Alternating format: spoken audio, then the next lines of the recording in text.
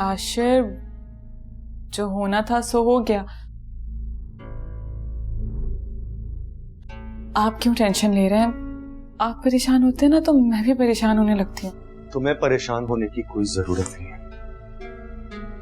ये मसला मेरा और सारा का है, समझे? तो आशिर, मैं भी तो आपसे अलग नहीं हूं ना। और वैसे भी आपको सिर्फ मेरे बारे में सोचना चाहिए अभी। हाला, मुझे मजीद परेशान मत करो। जब तक मुझे पता नहीं चल जाता इस सबके पीछे कौन है, मैं सुकून से नहीं बैठूंगा। आशिर, क्या फर्क पड़ता है कि इन सब चीजों के पीछे कौन है? जो होना था सो हो गया। और वैसे भी नोटिस आने से पहले ही सारा जा चुकी थी इस घर से। आपकी फिक्र नहीं की उसने। आप क्यों कर रहे हैं? मैं तो आपसे कह रही हूँ कि उसको तलाक दी। बकवास बंद करो अपनी। मैंने कहा ना, ये मामला मेरा और सारा का है, इसका हल हम खुद ही निकाल लेंगे। तो मैं आशिर, मैं कौन हूं? मैं भी तो बीवी हूं आपकी। पूरा हक है मेरा जानने का। मुझे पता है कि आप सारा से मिलने लगे हैं दोबारा और उसे इस घर में लाना चाहते हैं। फिर फंसा देना उसने आपको।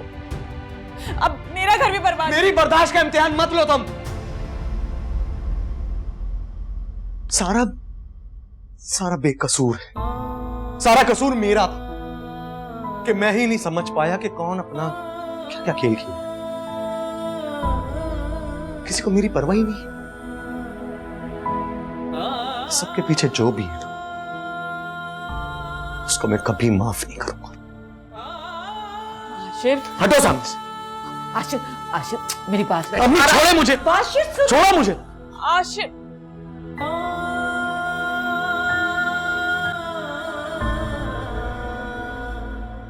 तुम्हें कितनी बार कहा है कि जो बात भी करनी हो घर आके क्या करो।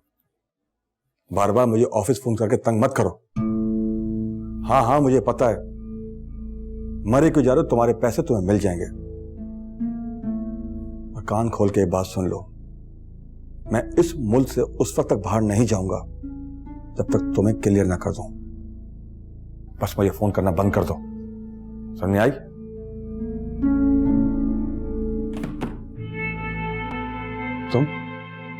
तुम तो जॉब छोड़ के जा चुके थे। मैंने अपना इरादा बदल लिया। आप भी तो पाकिस्तान से कहीं बाहर जा रहे हैं ना, अभी आपने कहा।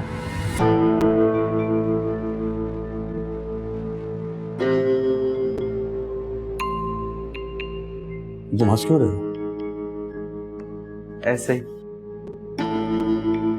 बदलता है रंग आसमां कैसे कैसे।